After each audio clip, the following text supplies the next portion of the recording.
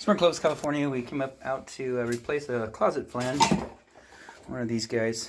The metal had corroded and there was water damage to the floor. So we told them we'd come in, get them a new flange in, and then go ahead and get some new flooring in around the toilet. It had wood rot. Water had been flowing all the way out to here. So we cut it back. That part we're going to leave because the next floor joist is all the way under the cabinet. We don't want to try and cut that. So that's fine. It's just going to sit right there. You can see most of the damage is cut out from around the perimeter. Once we cut that flange out, there was a fracture in the piping below. So you can see we've got ABS pipe, the black pipe, and it was originally plumbed with PVC pipe. And so, no big deal, except for PVC pipe over a period of time becomes very brittle, and that's why you had the fracturing in there. Anyways, that's all your piping in there. You can see there's a street 90, there's a 3x2Y. We put a new fitting on right here.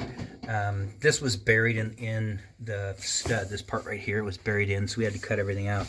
So all we've added to this is this 90, and then of course a pipe stubbing out.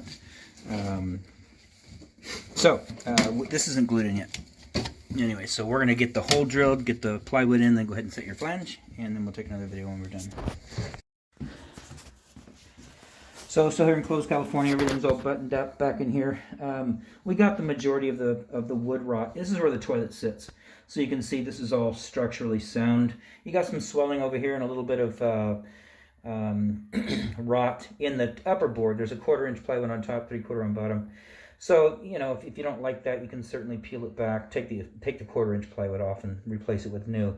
But what you have in here is blocking all the way around. So you got blocking here. Normally it's tongue and groove, so you got the tongue sticks in and the groove latches on. And so we use 3/4 plywood. So you've got a 2x4 flat block there that is helping support the seam. You also have, right where these screws are, you can see these guys right here. This is the, there's a floor joist here, there's a floor joist here. So the silent floor. We got an entire block all the way in down this side. We got a block down there. And so 3/4 went down, and then of course 1/4 inch went down. It's screwed in, the bottom board is screwed in with 2-inch screws, the 3/4 underneath, and then of course this is just the shorties, the 1.25 inch. It's only going through 1/4 inch plywood here.